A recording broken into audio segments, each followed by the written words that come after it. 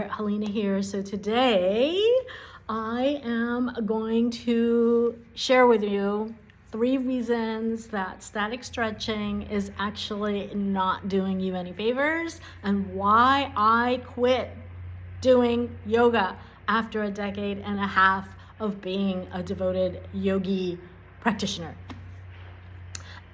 And when I say practitioner, I not only practice for myself on a very consistent basis, but at one point also took a teacher training certification, which I never used, but I did go to that depth in terms of my studies and practice. So anyway, that being said, and I hope that mower is far enough away that you can hear me okay. So that being said, what I want to share with you again is 3 reasons why your static stretching and or yoga, which is a lot about static stretching, holding postures, and a more linear approach to connecting with our body. Why, if you've been doing that, if you've been going to the chiropractor, if you've been getting massages, and all of that is only getting you so far, and you're getting temporary relief, but you know that there's more, or you want to believe that there's more, you're in the right place. So before I dive into the 3 reasons that your static stretching, aka yoga type practice, is really only taking you so far, I want to let you know why you might want to listen to me and give you a little background. So if you've been in my world, chances are you know that I have a rich background in the healing arts as a renegade vet for over 2 decades. And something that I also don't, and then I transitioned to now helping horse-conscious women, heart-led horse women to really rise to their greatest potential in their bodies and their lives and beyond, in the barn and beyond, okay? And so what I want you to know about me is that I actually also have a very rich background in like body-based practices. And at one point, I used to call myself an embodiment coach, an ecstatic embodiment coach. And so I want you to know that I'm not like just, I don't know, making this shit up. I'm teaching and sharing with you from my lived experience and wisdom is what I want you to know. And so my background, again, I was an avid aerobics instructor. I taught for over a decade. I was an avid runner. I used to run 4 to 5 miles, 3 to 5 days a week back in the day. Then I started out with yoga, Ashtanga power yoga in the beginning.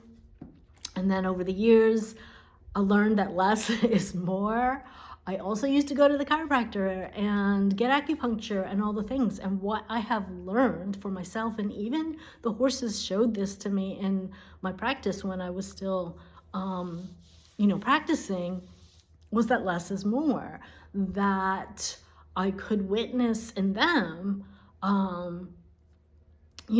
seemingly miraculous results and shifts in their healing when I was doing more of when I was softening, when I was doing energy work, when I was doing gentler touch or vibrational harmonization technique, which is equine touch, right? Every time I softened things, the results got better, okay? Is what I'm trying to say. And so less really has been more. And for myself, that's also been the case. For years I went to the chiropractor and did acupuncture. And then with the chiropractor, when I got into yoga, I discovered that I was actually aligning my own spine. And so I felt like I didn't need to go to the chiropractor anymore.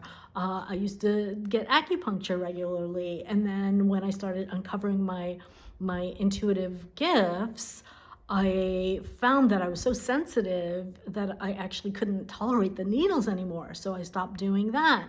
And I did better again with more meditation and energetic activations and the energy work, right? And so over the years, it's been less is more, less is more. And so last year is a profound example of this in that, and I've honestly haven't practiced any yoga for over a year now. And last year, if you've been in my world, you maybe have heard me talk about the massive shedding season, right, with the year of the snake, and how I went through a lot of deep-seated fears and anxieties and wounds and trauma and inherited pain, and all of these things surfaced to be shed and released.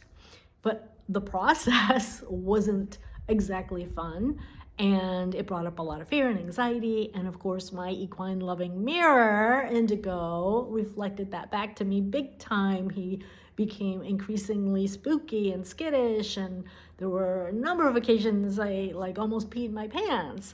And I, at one point, even started to put him on some calming herbs for about a week-ish. And then I realized, as I started shifting my own energy, I knew it was me. I knew that he was just mirroring me. And I'm not saying there isn't, couldn't be, say, a windy day or a loud noise or something that isn't going to affect him. I'm not saying that. But the majority of it, I know he was feeding off of me, because the change was so obvious and so parallel with what I was going through. And to the point that on the days as I started deepening my somatic work and my nervous system work, he would reflect back to me his licking and chewing and chillaxed vibe, right? And so it was too powerful to really ignore. And that is why I've been so passionate about sharing this with you. As a conscious equine guardian, as a sensitive soul, as an equine empath, as a deep feeler, whatever words you resonate with, but you know and you get that your horse or horses are picking up on your vibe. And you, not only for yourself, want to prioritize your overall well-being, your overall health, your overall body balance and connection, and energy, right? Because again, you know that it is going to ripple out to your horses and beyond, right? So all of that being said, I just wanted you to have a little quick background as to why I'm sharing this and why I'm so passionate about sharing this. And as promised, I'm going to reveal to you, and I'm going to look at my notes here so I make sure I get them right. So I wrote down the 3 top reasons that static stretching is actually, again, not maybe helping you the way you want it to. Okay, so, and I want to be clear in case I didn't say it before, but I am not saying, don't go to the chiropractor, don't get a massage, don't stretch, don't do yoga. I'm not saying that at all. You do what's aligned and true for you. And I'm just sharing what I've learned on my journey in terms of less is more, and how going to the next level with my somatic work and my nervous system work, which I'm kind of calling somalchemy, as the unique blend in terms of the way that I approach it, weaving in a little bit of spiritual technology as well. But yeah, so essentially, I'm not saying don't do those things, but if you're not getting the relief you want, or there's more, or you're ready for more, you're in the right place, okay? So we are going to talk about the first reason that static stretching really is not perhaps serving you in the way that you want, and that is it is linear, okay? Static stretching is linear. Yoga is linear. Yoga is, about holding different postures, right? There's movement and flow if you say do the vinyasa kind. And again, I'm not saying there's not a place for these, but this is just my experience. And so if you are trying to hold a specific posture, right, or stretch that is creating discomfort or muscles are already tight, then you're actually doing yourself a disservice, okay? And so the reason is, which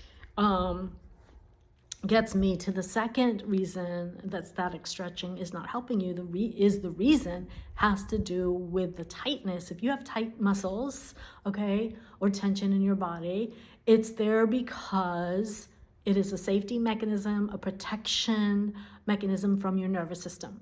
And so if your body has kind of constricted and tightened up because of a specific safety reason, right? And it doesn't feel safe. Again, chronic stress held in your body, past trauma, etc. When you go to try to stretch or tighten it, you're actually like overriding your body's safety mechanism and defense mechanism and what it's telling you. And so you can actually do more harm than good, okay? So while you can experience temporary relief, again, depending on your situation, and especially if your muscles are weak, which leads me to the third reason, you can actually injure yourself. And I've had that happen for myself when I was not connected. I was disconnected from my body. I was overriding the messages, the signals, and created deeper pain and injury, okay? So, to quick recap. One, tight muscles are literally, and I'm going out of order here, but tight muscles are literally your body's safety mechanism, right? So therefore, holding a static stretch, that's why that's not going to help. The second reason is you're only getting temporary relief. Again, if you are having the experience, and let me know if you're having this, you're going to the chiropractor, you're getting massage, all the things, right? And again, not that they're wrong, but if you're ready for that next level, you're doing those things, but the relief is temporary. And the other piece, for me, this was a biggie, is you're actually in a way, I feel, giving your power away to something outside of you rather than connecting with yourself and your own body and that relationship. Because I can tell you there were many a times back in the day when I was, still in my people-pleasing nice girl era, where maybe I'd go to the chiropractor and they'd do an adjustment and it really created a lot of pain, but I smiled and grinned and pretended it didn't, and it actually really hurt, right? My hair is driving me crazy. Same with like going to get massages. If I didn't know the massage therapist, I might not like tell them, oh, that's, that part, that there's too much pressure there or whatever, right? If I knew them really well and felt comfortable, then I would be able to actually, excuse me, my nose is running, communicate that better. But, when I was in that era, those things actually, there were times, even though I got relief, there were actually times, again, it did more harm than good, and for a number of reasons. And then that last reason is if your muscles are actually weak, okay, from say years of chronic stress or unresolved trauma, then again, you're setting yourself up for making things worse, okay? So those are the three reasons that static stretching are not perhaps the best option if you're resonating with what I'm sharing. So you might be wondering, like, okay, so now what do I do? What do I do instead? And the solution is sacred somatic work, nervous system work.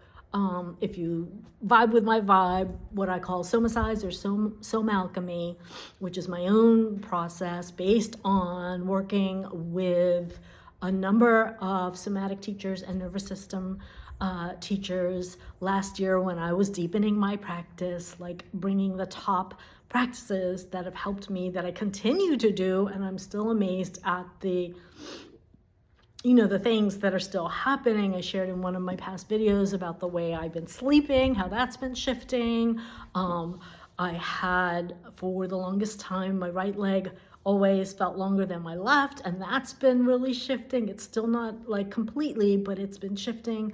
And the beauty of this work and the way that I've been practicing and guiding others with it is that it's super mindful, conscious, gentle, and you're never like, you're not holding a stretch. It's very mindful micro movements. And again, the theme is there. Less is more. We're not going after, these big, powerful, calisthenic type movements. We're going after micro movements, mindful micro movements that you are doing and really connecting with your body, and then coupling that with additional nervous system support and regulation, soothing work, nourishing your nervous system, and then adding on my spiritual technology of energetic transmissions and activations. Like, to me, that is the most beautiful recipe that I know has shifted the game for my own body, my own health and overall well-being. And again, that ripple effect that was so obvious with my horse in terms of what I shared earlier, his now super chillaxed vibe, most of the time, right? And so if you are resonating with all of this, I want to take a moment to give you a couple of resources if you want to go deeper that you can do on your own, as well as something that I have brewing. So you will find this down below inside of my Dark Horse Magic Boutique. There are 2 bundles I want to recommend to you.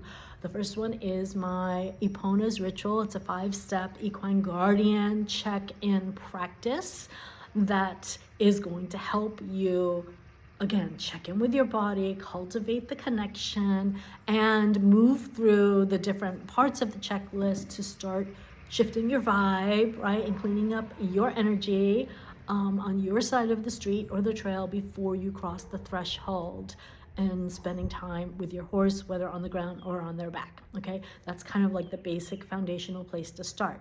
If you want to expand your self-care library, I put together over the holidays the most beautiful Sacred Paws bundle, which has a collection of my favorite self-care practices, videos, transmission recordings, all the things.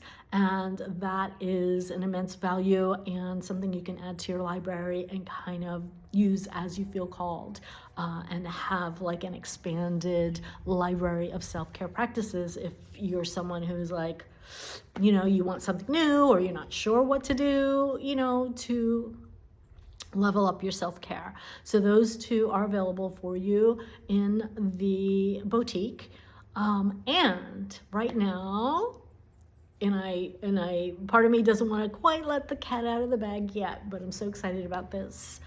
In the background, I am working on a brand new offer that is going to be kind of like a somatic and nervous system reboot for the sensitive horsewoman, for the conscious divine equine guardian, again, who's ready to level up her embodied leadership and truly deepen her connection with herself, with her body, and beyond, knowing that's going to ripple out to her horse. And I'm so excited about what I'm putting in there and what's coming together. So if you want to be on the wait list for that, which will involve a combination of the way it's coming through right now, a combination of self-paced work and a live call as well. It's kind of I don't want to call it a boot camp. I came up with the word reboot camp, but anyway, it's something that I really, really want to put all of the evolution of my work into that bundle and give you the support to really, again, up your game in this arena. So stay tuned for that. Get your name on the wait list so that you can get the pre-sale pricing and bonuses and all the things. So otherwise, before I go, I am going to ask you to please, if you received value, if you're still here, obviously you got something out of this, please show your love, show your support by liking, subscribing if you haven't already, and sharing the love. So until next time, I love you. Ciao for now. Namaste.